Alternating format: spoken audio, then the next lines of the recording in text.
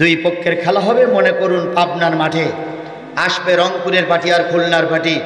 কোনো ঘটনাক্রমে খুলনার পার্টি আসেনি, এসেছে রংপুরের পার্টি। রংপুরের পার্টি এসে দেখে খুলনার পার্টি নেই। এখন ওনারা চিন্তা করছে টিকিট কাটা, তাহলে খেলায় এরাই ভাগ করে খেলুক। দুই পক্ষ ভাগ করেছে এরশাদ আর শেখ হাসিনা, ওরা কিন্তু এক পক্ষেরই লোক। তো খেলা করিয়ে এক একজন 11 খান 12 খান করে গোল দিয়েছে। তো গোলদের রাজশাহী পার্টি বাড়ি গেছে 11টা সাড়ে 11টার সময়। তো স্ত্রী জিজ্ঞেস করছে, তুমি আজকে খুব খুশি খুশি ভাব, জিতেছো না হেরেছো? তো বলতেছে, গিন্নি আজকে 11 খান গোল দিছি। তা গিন্নি বলতেছে, তুমি তো জীবনে কোনোদিন মাঠের থেকে গোল খেয়ে ছাড়া গোল দিয়ে বাড়ি আসো না, তুমি তো ভোটে দাঁড়ালে জামানত বাতিল হয়ে যায়, আজকে 11 খান গোল দিলে কেন? তোমার প্রতিদ্বন্দ্বী যারা ছিল তারা কি খুব দুর্বল? তখন বলতেছে, না রে গিন্নি, খুলনার সঙ্গে খেলা ছিল তো খুলনাওয়ালারা আসেনি। স্ত্রী তখন বলতেছে, তাই 11 খান গোল দিলে কেন? 110 খান গোল দিতে পারোনি? আওয়ামী লীগের খেলাটা এরকমই ছিল। কথা বলেন ঠিক না ঠিক?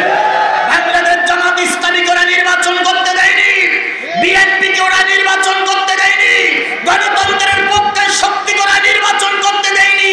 ওরা একা একাই গোল দিতে চায়, শুধু বলেছেন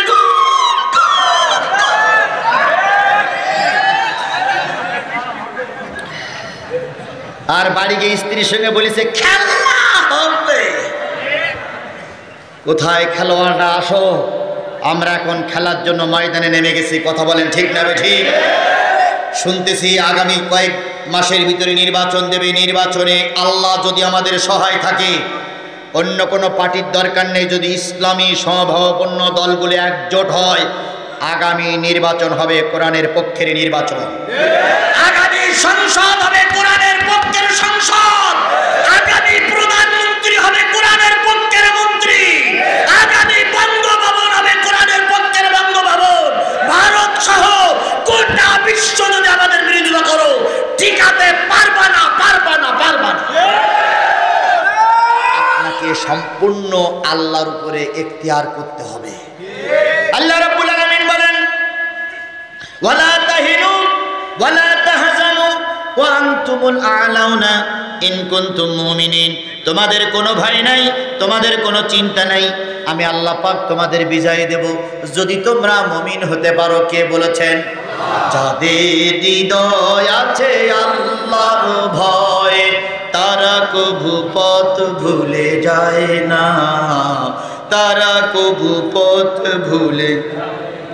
আল্লাহর প্রেম ছাড়া এই দুনিয়ায় কারো কাছে কোনো কিছু চায় না।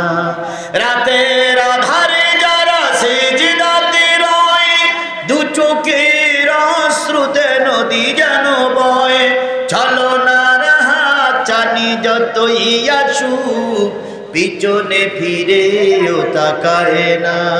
যাদের হৃদয় আছে আল্লাহর ভয়, তারা কভু পথ ভুলে যায় না। আমরা সে আল্লাহর ভয় নিয়ে চলতে চাই। কথা বলেন ঠিক না বেশি? এবার আসুন, আল্লাহ রাব্বুল আলামিনের পথে যারা আসবে তাদের যুগে যুগে পরীক্ষা হবে। ওই পরীক্ষার পরেও তারা ধর্মের কাজ করে যাবে। কথা বলেন ঠিক না বেশি? আল্লাহ নবীর চাইতে ভালো মানুষ কেউ ছিল না, আমরা তার সঙ্গে তুলনা করব না। আসুন, তারপরে যে খলিফা হযরত আবু বকর সিদ্দিক রাদিয়াল্লাহু তাআলা আনহু, নবীর মৃত্যুর পর আবু বকর সিদ্দিক খেলাফতের দায়িত্ব পালন করেছিলেন। আবু বকর 2 বছর 3 মাস 17 দিন 6 ঘন্টা খেলাফতের দায়িত্ব নিয়েছিলেন। এই 2 বছর 3 মাস 17 দিনের ভিতরে তার কয়েকটা কথা বলে আমি আপনাদের কাছে শেষ করি। নেতার মতন নেতা যদি হয়, সে মরার সময়ও প্রতিশোধ নিতে চায় না। আল্লামা নিজামী সাহেব, তার সন্তানেরা যখন তার সঙ্গে সে দেখা করতে গেলেন, আর 10টা মিনিট বসবো, বা 10টা মিনিট হয়ে গেছে। তার সন্তানেরা যখন তার সঙ্গে দেখা করতে গেলেন, কয়টা সন্তান? 6টা। 6 সন্তানের প্রথম বড় সন্তান হলো মেয়ে।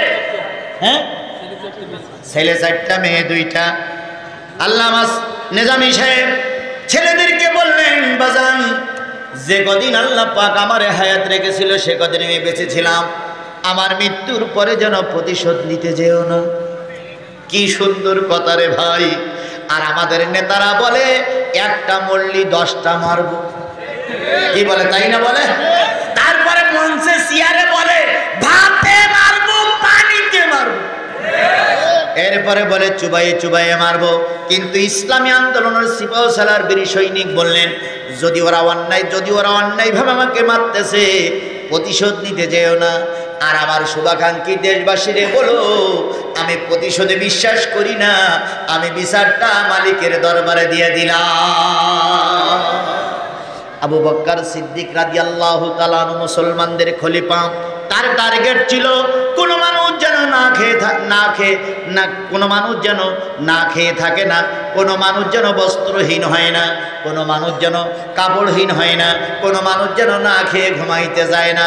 আবু বকর সিদ্দিক রাদিয়াল্লাহু তাআলা আনহুর একটা নিয়ম ছিল, প্রতিদিন আসরের নামাজের পর প্রত্যেকের বাড়ি বাড়ি খোঁজ করতেন, বাড়ি বাড়ি যেতেন, খোঁজ নিতেন কার খাওয়া হয়েছে কার খাওয়া হয়নি। সেই সুন্নাত অন্তত আজকে কেউ পালন করুক আর না করুক, জামাত ইসলামের আমির ডাক্তার মোহাম্মদ শফিকুর রহমান পালন করেই চলেছে। লোকটা বুড়া মানুষ, বয়স নাকি 70-এর উপরে, 75-76 বছর বয়স। উনি সেদিন এক সমাবেশে বলেছিলেন আমারে বুড়া বুড়া মনে করবা না। কি শুনুনি তোমরা? শোনো, আমারে বুড়া বুড়া মনে করবে না, আমি কিন্তু বয়সে বড় হলো, কর্মের দিক থেকে বুড়া না। ওই কি বলে লক্ষ্মীপুর ফেনীতে বন্যা হলো, ডাক্তার মোহাম্মদ ইউনূস যাওয়ার আগে, ফখরুল যাওয়ার আগে, ক্ষমতাসীন দলের নেতারা যাওয়ার আগে ডাক্তার শফিকুর রহমান হাজির। সুবহানাল্লাহ বলে। এই জন্য কেউ কেউ বলেছে বর্তমান বাংলাদেশের খলিফা, মুসলমানদের খলিফা হয়ে আবির্ভূত হয়েছে ডাক্তার শফিকুর রহমান। কেউ কেউ বলতেছে তিনি দেশের জন্য একটা রহমত। এই বুড়া মানুষটি এত কষ্ট যে কিভাবে করে আল্লাহই ভালো জানে। আল্লাহ পাক তার উপরে রহমত করুক, সকলে বলুন আমিন।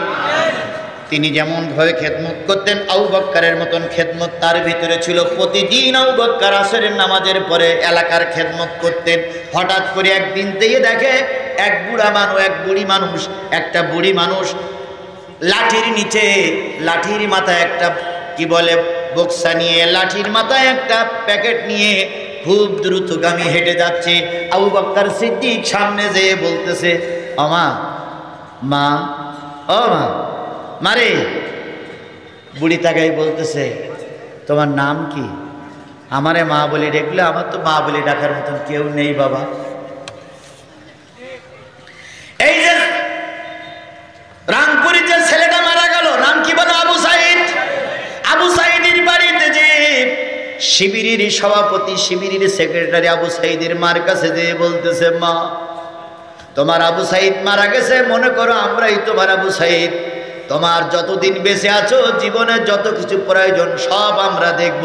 আবু সাইদ মারা গেছে বলে দুঃখ করো না, এক আবু সাইদ মারা গেছে, লক্ষ আবু সাইদ তোমার পাশেই আছে।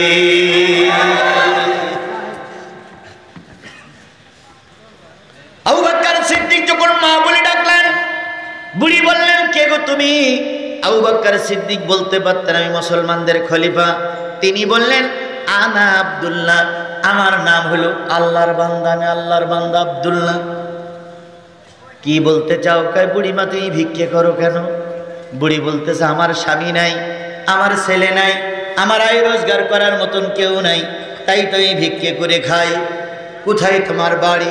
কয় বাড়ি বলে কিছু নেই, ওই যে একটা ঝুপড়ি দেখা যায়, ঝুপড়িতে আমি রাতে থাকি। আবু বকর সিদ্দিক লাঠিকানা ধরে বুড়িকে বাড়ি পর্যন্ত পৌঁছে দিয়ে বললেন মা আজকে থেকে আর ভিক্ষা করা লাগবে না, তোমার 3 সাজের খানা আমি তোমার বাড়ি পৌঁছে দেব।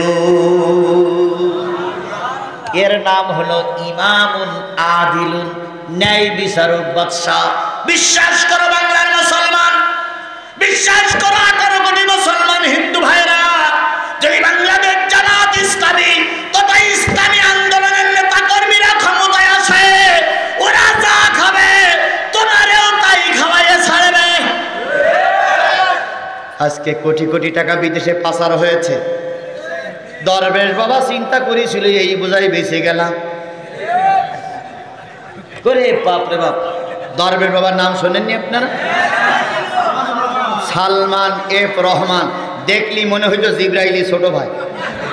আরে বাপরে বাপ, এই টুপি, এই দাড়ি, সাদা পাঞ্জাবি, মনে হলো ফেরেশতাও ফেল ওর কাছে। এই লোকটা যখন পালিয়ে যায়, সঙ্গে ছিল কে? আইন মন্ত্রী। দুইজন দুজন তসবি নেছে, তসবি নিয়ে একজন দাড়ি কেটেছে আর একজন দাড়ি রেখেছে। একজন কেটেছে আর একজন রেখেছে, রেখে দুটো তসবি নিয়ে সুবহানাল্লাহ সুবহানাল্লাহ সুবহানাল্লাহ দরবেশ সেজেছে। তো একজন যে বলতেছে, ভাই এই নৌকায় যে দুজন বসে আছে এই লোকটা চেনা চেনা মনে হচ্ছে, যেন টিভিতে কোন জায়গায় দেখেছি বলে মনে হচ্ছে। আইনমন্ত্রী দেখে বলতে, ও তখন ওদিক ফিরে সুবহানাল্লাহ সুবহানাল্লাহ সুবহানাল্লাহ। আচ্ছা এটা কি বাসা সুবহানাল্লাহ না ওই মরা সুবহানাল্লাহ? তা বাসা সুবহানাল্লাহ। তো আরেকজন এসে বলে, কি বলতেছি, এই লোকটা দেখেছি যে। তখন যে বলছে, ভাই আপনি সরকারের একটা মন্ত্রী না? ও তখন বুঝতে পেরেছে খেলা শেষ। পালাতে চাইছিল, পালাতে পারেনি। দুইজনকে ধরে জেলখানায় রিমান্ডে দেওয়া হলো। আজকে এই আইন মন্ত্রীদের কারণে সাবেক আমিরে জামাতের ফাঁসি হয়েছে। এই আইন মন্ত্রীর একটা কালেমার ঘোষায় সেক্রেটারি জেনারেল আলী হাসান মোহাম্মদ মুজাহিদকে ফাঁসির কাস্টে ঝুলতে হয়েছে। এই আইন মন্ত্রীর একটা কলমের ঘোষায় কামারুজ্জামান ভাইকে ফাঁসির কাস্টে ঝুলতে হয়েছে। পৃথিবীর সব মানুষ ভুলে গেলে আমরা ভুলে যাইনি। আমি এখান থেকে অনেক বছর আগে গোপনে 2-2:30টার সময় নিজামী সাহেবের কবর জিয়ারত করতে এসেছিলাম। 2:30টার সময় ওনার কবরের পাশে শহীদ মতিউর রহমান নিজামী লেখা হয়েছিল। বলো, এখানকার একদল মুক্তিযোদ্ধারা তার বিরোধিতা করেছিল। কথা বলেন ঠিক না বেঠিক? আমি বিশ্বাস করি যারা শহীদ মতিউর রহমান নিজামীর প্রথমে শহীদ লেখা বলে বিরোধিতা করেছিলেন, এরা একটাও মুক্তিযোদ্ধার পক্ষের লোক নয়। মুক্তিযোদ্ধার পক্ষের লোক হলে কখনো শহীদ মতিউর রহমান নিজামীর বিরোধিতা করতে পারতেন না। বাংলাদেশে যারা মুক্তিযোদ্ধা তারা 2 ভাগে বিভক্ত। একটা হচ্ছে বীর মুক্তিযোদ্ধা আর একটা হচ্ছে বীর মুটিয়ে যোদ্ধা। কয়টা গ্রুপ? একটা হচ্ছে বীর মুক্তিযোদ্ধা আর একটা হচ্ছে বীর মুটিয়ে যোদ্ধা। যারা বীর মুক্তিযোদ্ধা তাদেরকে আমরা স্যালুট জানাই। কথা বলেন ঠিক না বেঠিক? উল্টো বসবেন না। আপনারা দেশ রক্ষা করার জন্য রক্ত দিয়েছেন, ঘাম ঝরিয়েছেন, নিজের স্ত্রীকে বিধবা করতে চেয়েছিলেন, আপনার অঙ্গ প্রত্যঙ্গ হানি হয়েছে। আপনারা সঠিক মুক্তিযোদ্ধা, আপনাদেরকে স্যালুট জানাই, স্যালুট জানাই, স্যালুট জানাই। কিন্তু মুক্তিযোদ্ধার নাম করে যারা ভাতা নেছেন, যারা জীবনে যুদ্ধ করতে যান নাই, তাদের একটা গ্রুপের লোক হলো 3 ইঞ্চি হারুন। কয় ইঞ্চি হারুন? আমি চিন্তা করি পুলিশের চাকরি করতে গেলে 5 ফুট 6 ইঞ্চি লাগে। এই গের বেটারি চাকরি বলে কি করে?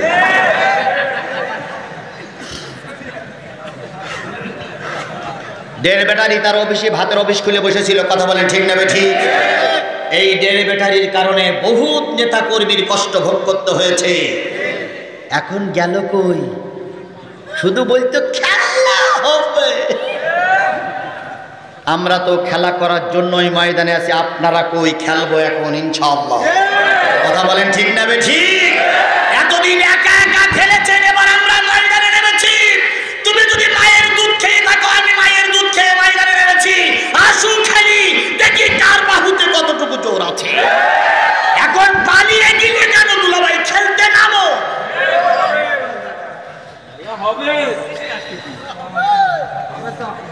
মাঠে 2 পক্ষ খেলা হতে গেলে, মাঠে খেলতে গেলে কয় পক্ষ লাগে? 2 পক্ষ লাগে। এতদিন ওনারা 1 পক্ষই খেলিছে আর আমাদের নামতে দেয়নি। দিন খান দিয়ে আমাদের ঘরের দরজাতে রেখেছে, নামা যাবে না, নামা যাবে না, নামা যাবে না। আবার মাঠে এসে বলেছে একা একাই গোল দিলে 70 খান গোল দেওয়া যায়। কথা বলেন ঠিক না বেঠিক? দিনের ভোট রাতে করলে 1.5 ব্যাটারিও নেতা হয়ে যায়। যাদের সমাজে কোনো পাশ ছিল না, যারা গরু চুরি করে ক্ষমতার পাওয়ারে ছিল, তারাই বছরের পর বছর ক্ষমতা দখল করে রেখেছিল, আর শিক্ষিত নেতারাই জেল খেটেছে, পালিয়ে পালিয়ে বেড়াচ্ছে। দুই পক্ষের খেলা হবে মনে করুন পাবনার মাঠে, আসবে রংপুরের পার্টি আর খুলনার পার্টি। কোনো ঘটনাক্রমে খুলনার পার্টি আসেনি, এসেছে রংপুরের পার্টি। রংপুরের পার্টি এসে দেখে খুলনার পার্টি নেই। এখন ওনারা চিন্তা করছে টিকিট কাটা, তাহলে খেলায় এরাই ভাগ করে খেলুক। দুই পক্ষ ভাগ করেছে এরশাদ আর শেখ হাসিনা, ওরা কিন্তু এক পক্ষেরই লোক। তো খেলা করিয়ে এক একজন 11 খান 12 খান করে গোল দিয়েছে। তো গোলদের রাজশাহী পার্টি বাড়ি গেছে 11টা সাড়ে 11টার সময়। তো স্ত্রী জিজ্ঞেস করছে, তুমি আজকে খুব খুশি খুশি ভাব, জিতেছো না হেরেছো? তো বলতেছে, গিন্নি আজকে 11 খান গোল দিছি। তা গিন্নি বলতেছে, তুমি তো জীবনে কোনোদিন মাঠেতে গোল খেয়ে ছাড়া গোল দিয়ে বাড়ি আসো না, তুমি তো ভোটে দাঁড়ালে জামানত বাতিল হয়ে যায়, আজকে 11 খান গোল দিলে কেন? তোমার প্রতিদ্বন্দ্বী যারা ছিল তারা কি খুব দুর্বল? তখন বলতেছে, না রে গিন্নি, খুলনার সঙ্গে খেলা ছিল তো খুলনাওয়ালারা আসেনি। স্ত্রী তখন বলতেছে, তাই 11 খান গোল দিলে কেন? 110 খান গোল দিতে পারোনি? আওয়ামী লীগের খেলাটা এরকমই ছিল। কথা বলেন ঠিক না ঠিক? বাংলাদেশ জামাত ইসলামী ওরা নির্বাচন করতে দেয়নি, বিএনপিকে ওরা নির্বাচন করতে দেয়নি, গণতন্ত্রের পক্ষে শক্তি ওরা নির্বাচন করতে দেয়নি। ওরা একা একাই গোল দিতে চায়, শুধু বলেছেন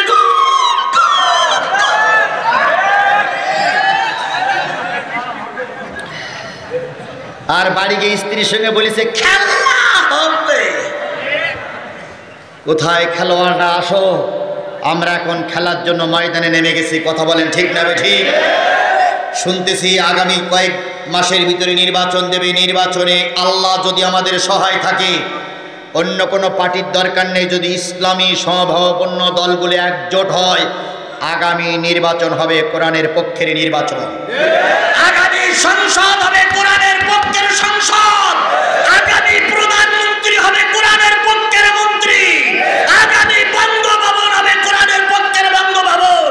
ভারত সহ গোটা বিশ্ব যদি আমাদের বিরোধিতা করো, টিকাতে পারবা না, পারবা না, পারবা না।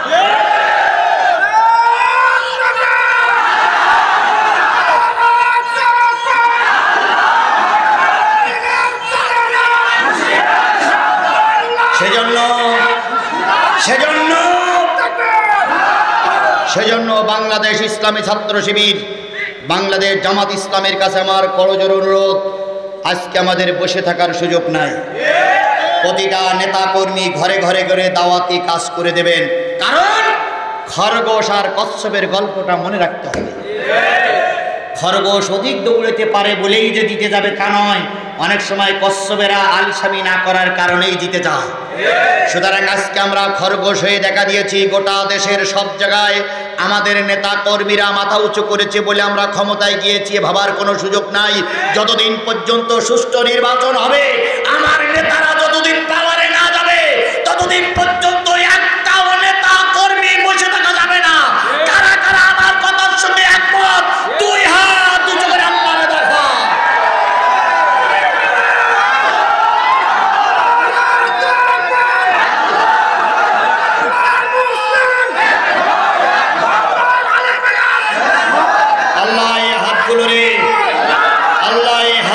কবুল করুক, সকলে বলুন আমিন। আরো জোরে আমিন, আরো জোরে। আবু বকর সিদ্দিক কার খোঁজ নিলেন? বুড়ির খোঁজ নিলেন। বুড়ি বললেন, আমার তো ছেলে নাই, আমার তো পরিবারে কেউ নাই, আমার তো দেখার মতন কেউ নাই।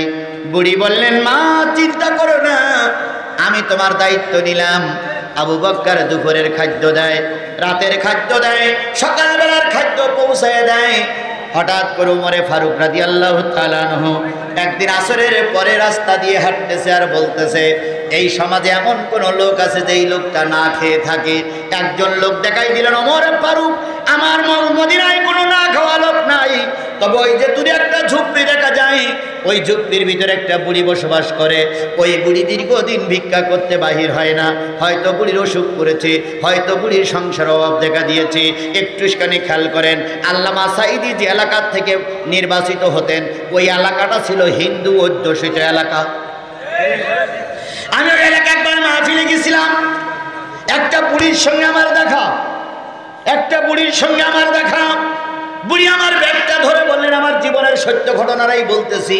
বুড়ি আমার ব্যাগটা ধরে বললেন, বাবা তুমি কি বক্তা নাকি? আমি চিন্তা করলাম এই এলাকার মানুষেরা আল্লামা সাঈদীর নামে মামলা দিয়ে সাঈদীর জেল খাটাচ্ছে, আমি বক্তা বলে প্রমাণিত হইতে হলে হয়তো বুড়ি আমার গেড়া কলে ফেলতে পারে। আমি বললাম, বাবা মা কেন?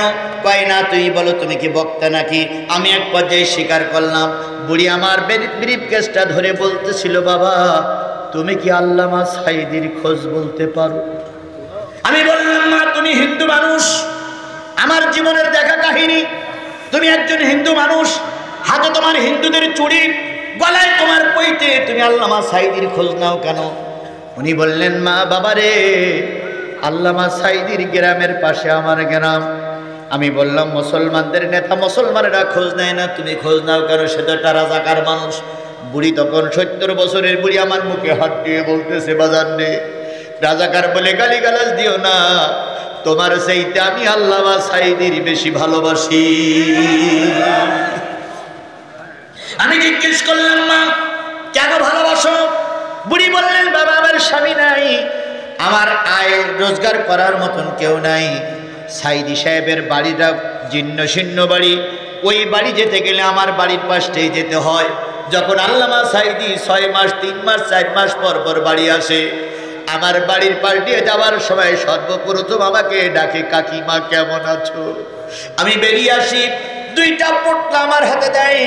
একটা পোটলার ভিতরে থাকে কাপড় চোপড় প্রয়োজনীয় জিনিস, আর একটা পোটলার ভিতরে টাকা পয়সা প্রয়োজনীয় জিনিস। ওইগুলো দিয়ে যায় আর বলে, মা কয়েকদিন পরে আমি চলে যাব, আবার খোঁজ নেব। আবার যখন সাঈদী চলে যায় তখন 6 মাসের জন্য বাজার টাজার সব কিছু করে দিয়ে যায়। বুড়ি নিজের ভাষায় বলতেছে, বাজান 6টা মাস সাঈদী আর আসে না। শুনেছি কোনো জেলখানা আছে, তুমি কি সেই জেলখানার ইতিহাসটা বলতে পারো? আমি তখন চোখের পানি রাখতে পারি নাই। আমি বলেছিলাম, বুড়িমা মুসলমানেরা তার জেলখানার সংবাদ শুনে আনন্দ মিছিল করেছে। ফরিদউদ্দিন মাসুদ ওই গণজাগরণ মঞ্চে দিয়ে তার ফাঁসি দাবি করেছে, আর তুমি হিন্দু মানুষ, তুমি তার জন্য কল্যাণ কামনা করতেছো। সেদিন বুড়ি বলেছিল, বাবা যে তার বিরোধিতা করতেছে সে জানে না আল্লাহ যদি কোনো ফেরেশতা নাজিল করে, আর ফেরেশতা যদি কেউ দেখতে চায় সে যেন আল্লামা সাঈদীর দেখে যায়। আল্লামা সাঈদীর বিপক্ষে মুসলমানের বাচ্চারা সাক্ষী দিল, আর আল্লামা সাঈদীর পক্ষে একজন হিন্দু আল্লামা সাঈদীর মৃত্যুর আগ পর্যন্তই তার পক্ষে ছিল। সেই হিন্দুটার নাম বলতে পারবেন? শুকরঞ্জন বালি। আল্লামা সাঈদীর জানাজার দিন আমি গিয়েছিলাম ভাই পিরোজপুরি। যখন পৌঁছাইলাম 6 কিলোমিটার আগে আমার গাড়িটা থামায় দেওয়া হলো। 6 কিলোমিটার আমাদের নেতা কর্মীরা আমাকে উঁচু করে নিয়ে গেল। আমি যখন আল্লামা সাঈদীর লাশের গাড়ির কাছে গেলাম তখন ভারপ্রাপ্ত আমির জামাত কথা বলতেছিলেন। উনি যখন ছিলেন শুকরঞ্জন বালি তখন পাশে দাঁড়িয়েছিল। আমি শুকরঞ্জন বালিকে দেখলাম হাউমাউ করে ওই লাশের গাড়ি ধরে কাঁদতেছে। আমি শুকরঞ্জন বালিকে জিজ্ঞেস করলাম, ভাই আপনি কেন কাঁদেন? উনি বললেন, হুজুর আমি সাঈদীর মৃত্যুর আগ পর্যন্ত তাকে নির্দোষ বলে প্রমাণ করতে চেয়েছি, করতে পারি নাই। আমি আমার ভগবানের কাছে প্রার্থনা করি ভগবান যেন কিয়ামতের দিন তারে নির্দোষ বলে প্রমাণ করে জান্নাতের মেহমান বানিয়ে দেয়। জাতির আজকে কষ্ট লাগে শুকরঞ্জন বালির মতন হিন্দু মানুষেরা আলেমদের পক্ষে থাকে, আর আমাদের দেশের একদল আলেমেরা আল্লামা সাঈদীর বিরুদ্ধে মিছিল করেছে। কথা বলে ঠিক লাগে ঠিক? মতিউর রহমান নিজামীর ফাঁসি চেয়ে একদল হুজুররা সাতিয়ার মাটিতে মিছিল করেছিল। আপনারা তাদেরকে চিনে রাখবেন, আজ হোক কাল হোক জনগণের আদালতে ওদের বিচার হবেই হবে। বুড়ি মানুষ, কথা শেষ, এখনই মোনাজাত হবে, যে যেখানে আছেন মোনাজাতের জন্য তৈরি হন। বুড়ি মানুষ। ওমর বললেন, যেখানে কেউ না খেয়ে আছে, লোকে চেনাই দিল ওই ঘরের একটা বুড়ি আছে না খেয়ে থাকে। হযরত ওমর দুপুরের পর জোহরের নামাজের পরে কিছু রুটি আর খেজুর নিয়ে বুড়ির বাড়ি হাজির হয়ে গেছে। দোয়া হবে, ওটা চলা করতে বলিনি, দোয়া হবে। তো ওমর যেয়ে ডাকতেছে, বুড়িমা, বুড়িমা, এই ছেলেরা বসো, দোয়া হবে। বুড়িমা, বুড়ি বলতেছে, কে? আনা ওমর ইবনে খাত্তাব। বুড়ি ভয় পেয়ে গেছে, ওমর আমার বাড়ি কেন? ওমর, আমি কোনো অন্যায় কাজ করিনি। বুড়ি বলল যে অন্যায় কাজ আমি করিনি। ওমর বলল, তোমার অন্যায়ের জন্য আমি আসিনি, আমি তোমার দুপুরবেলার খাওয়া দেওয়ার জন্য এসেছি। বুড়ি বললেন, আমার খাবার নিয়ে যাও। দুপুরবেলার খাবার একজন দিয়ে গেছে, সে লোকটার নাম আমি জানি না। রাতের খাবার নিয়ে গেল, রাতের খাবার আর একজন দিয়ে গেছে, নাম জানি না। হযরত ওমর চিন্তা করলেন, আমার আগে খাদ্য পৌঁছাই দিয়ে যায় সেই লোকটাকে। রাতের অন্ধকারে হযরত ওমর একটা ঝুপড়ির পিছনে বসে আছে লোকটার দেখার জন্য। হঠাৎ করে দেখলো রাতের অন্ধকারে একটা লোক খাদ্য নিয়ে আসতেছে। তিনি আর কেউ নয়, তিনি হচ্ছেন সিদ্দিক আকবর আবু বকর সিদ্দিক রাদিয়াল্লাহু তাআলা আনহু। হযরত ওমর আবু বকরকে ডাক দিয়ে বলতেছে, আবু বকর, এই জন্য আল্লাহ পাক তোমাকে জান্নাতের মেহমান বানিয়ে দিয়েছে। আজকে যদি সব নেতারা, বাংলাদেশের সব নেতারা এই আদর্শবান হতো, কোন লোক না খেয়ে ঘুমাইতে যেত না। কথা বলেন ঠিক না ঠিক? সুতরাং আদর্শবান নেতা, নীতিবান নেতা চিনতে হবে। এই নীতিবান নেতারে আমরা আগামীতে নির্বাচন করে ক্ষমতার মসনদে বসাবো ইনশাআল্লাহ। সূরা ফাতিহা ইখলাস শরীফ পড়ি। বিসমিল্লাহির রহমানির রহিম, আলহামদুলিল্লাহি রাব্বিল আলামিন, আর রহমানির রহিম, মালিকি ইয়াউমিদ্দিন, ইয়্যাকা না'বুদু ওয়া ইয়্যাকা নাস্তাঈন, ইহদিনাস সিরাতাল মুস্তাকিম, সিরাতাল লাযীনা আন'আমতা আলাইহিম গায়রিল মাগদুবি আলাইহিম ওয়ালাদ-দাল্লিন। ভাই, যারা উঠে যাচ্ছেন বা উঠে গেছেন, তাদের পরিবারের কোনো লোক কবরে নেই। তাহলে আজকের এই জুমার রাত 12টা পার হয়ে গেছে না? জুমার রাত শুরু হয়েছে। আপনার মৃত্যু ব্যক্তির জন্য একটু দোয়া হবে। আজকে কবরস্থানের উন্নতি কল্পে মাহফিল, মৃত্যু ব্যক্তির জন্য দোয়া না করে আপনি চলে গেলেন, নিশ্চয়ই আপনি ভুল করেছেন। কথা বলেন ঠিক না ঠিক? একটা হাদিস বলেছিলাম, কথাটা বলতে 1 মিনিট সময় লাগবে। হুজুর বললেন, হ্যাঁ, হুজুর বললেন, ইয়াউমুল কওমা আকরাহুম লিকিতাবাল্লাহ। তোমাদের সমাজে সেই নেতা হবে যে সহি করে কোরআন পড়তে পারে। সাহাবীরা বলেন, ইয়া রাসূলুল্লাহ, সবাই যদি সহি করে কোরআন পড়তে পারে? হুজুর বললেন, তাহলে যে বেশি হাদিস জানে সেই নেতা হবে। ইয়া রাসূলুল্লাহ, সেটাও যদি হয়? হুজুর বললেন, ইসলামের জন্য যার কুরবানি বেশি, অর্থাৎ হিজরত করেছে, মামলা খেটেছে, রক্ত দিয়েছে, মামলা খেটেছে, তাকে তোমরা নেতা বানাবা। ইয়া রাসূলুল্লাহ, তাও যদি সমান হয়? হুজুর বললেন, তবে দেখবে যার বয়সে বেশি তাকে নেতা বানাবা। ইয়া রাসূলুল্লাহ, সেটাও যদি সমান হয়? হুজুর বললেন, যার স্ত্রী পর্দায় থাকে তাকে তোমরা নেতা বানাবা। ইয়া রাসূলুল্লাহ, তাও যদি সমান হয়? হুজুর বললেন, যার স্ত্রী সুন্দরী তাকে তোমরা নেতা বানাবা। ইয়া রাসূলুল্লাহ, সেটাও যদি সমান হয়? হুজুর তখন বললেন, যারা টুপিওয়ালা দাড়িওয়ালা লোক আছে তারা এক জায়গায় বসে সিদ্ধান্ত নেবা কাকে নেতা বানালে সমাজে উন্নতি হবে। তাহলে আজকে যদি তাই হয়, আগামী নির্বাচনে আওয়ামী লীগের লোক আসবে, বিএনপির লোক আসবে, জাতীয় পার্টির লোক আসবে, জামাতের লোক আসবে। প্রমাণস্বরূপ জানাজা পড়ার জন্য ওই 1-1 নেতারা দেবেন সামনে। আর মাগরিবের নামাজ আর এশার নামাজ আর ফজরের নামাজ ওই নেতাদের দিয়ে পড়াবেন। জোহরের নামাজ আর আসরের নামাজে দেবেন না, কারণ ওখানে কি পড়বে তো ও নিজেও জানে না। এই জন্য ওই 3 দলের নেতাদের বলবেন, ভোটে দাঁড়াই যাও, তুমি আমার ইমাম হবা, মাগরিবের নামাজ পড়াও। দেখবা পাঞ্জাবি গরম, পায়জামা গরম হয়ে যাবে। তখন কি বলবে? আমার কাপড় চোপড় নাপাক। আমার কাপড় চোপড় কি? তাহলে যেই ব্যক্তি নেতৃত্ব দেয় তার খোলের পোশাক নাপাক। পাঞ্জাবির পায়জামার ভিতরে একটা পোশাক করতে হয় না? ওটা যার নাপাক, ওই লোক যদি সমাজের নেতা হয় তাহলে ওই সমাজের সবাই ওরা নাপাক করে ফেলে। এই জন্য যার পায়জামার ভিতরে ছোট কাপড় পাক, তারাই আমরা কি বানাবো? যে মাগরিবের নামাজ ইমামতি করতে পারে তারাই আমরা নেতা বানাবো। যে জানাজায় শরীক হতে পারে তারাই আমরা নেতা বানাবো। গতকালকের একটা জানাজা দেখলাম, ফখরুল ইসলাম আলমগীরও জানাজায় ডাক্তার মোহাম্মদ শফিকুর রহমানের জানাজা। একজন সাংবাদিক মারা গেছিল,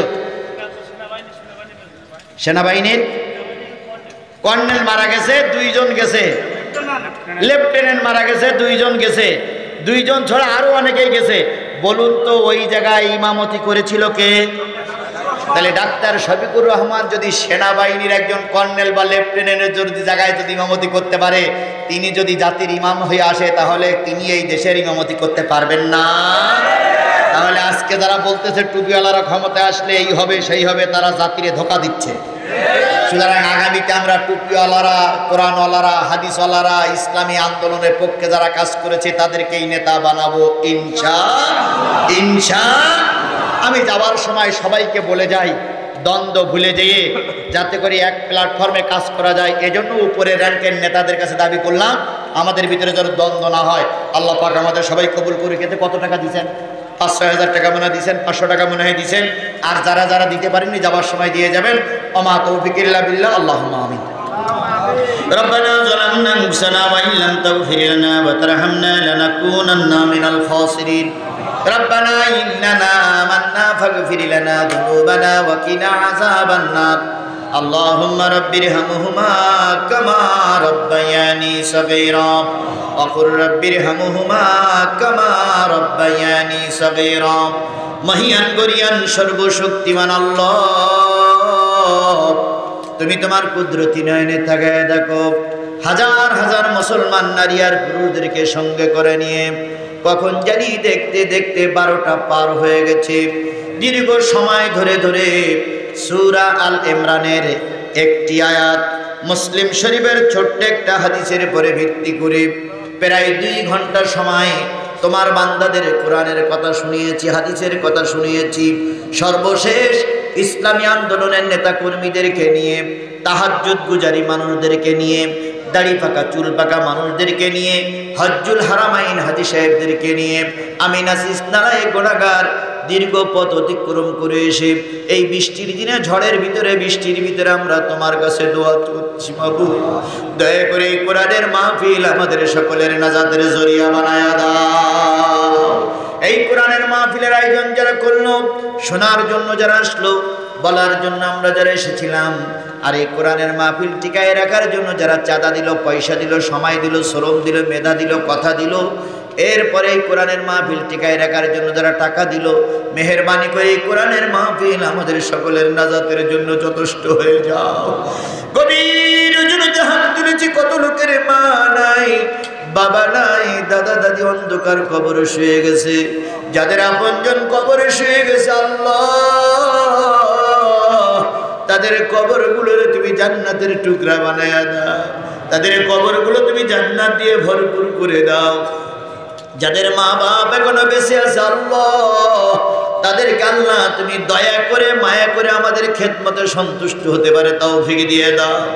ও আমার রব, ও আমার মালিক, আজকে যদি আল্লামা সাঈদী বেঁচে থাকতো, এই বসন্তের দিনটা দেখে তারা বড় খুশি হয়ে যেত। দীর্ঘদিন আল্লামা সাঈদী মন্ত্রী ছিল, 2টা সেক্টরের 2টা জায়গার মন্ত্রী ছিল, দীর্ঘদিন আমিরে জামাত ছিল। আল্লাহ দীর্ঘদিন তিনি অনেক বড় দায়িত্ব নিয়ে এই সমাজে কাজ করেছেন। তিনি যদি নিজের বাড়ি ঘরদোর করতে চাইতেন, হয়তো 2-4 তলা বাড়ি তিনি করতে পারতেন। আমি গভীর রজনীতে তার বাড়ি যেয়ে দেখেছি, তার যে খাটখানা তিনি এসে বসতেন, সেই খাটখানা ঘুরে ধরেছে।